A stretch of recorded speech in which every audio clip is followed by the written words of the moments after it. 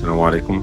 أنا حابب أسجل شكري وامتناني لشركة جلوبال. ما شاء الله ناس فوق الوصف، محترمين جدًا، ناس مركّزة في شغلها جدًا. ناس المتابعة، الأستاذة ميرنا كانت متابعة معايا بطريقة غير عادية، كانت أول بأول بتتابع معايا شبه يومي.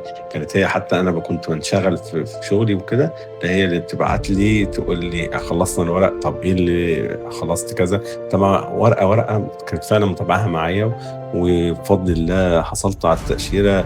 يعني مع إن أنا أعرف زمايل ليّا قدّموا في نفس الوقت بتاعي واترفضوا، وكان يعني موقفهم مثلًا المالي أو الورق هم المفروض في الصورة شكلهم إنه أفضل من ورقي، بس لا، لا، لأ، هم عارفين هم بيعملوا إيه ومنظمين كويس جدًا.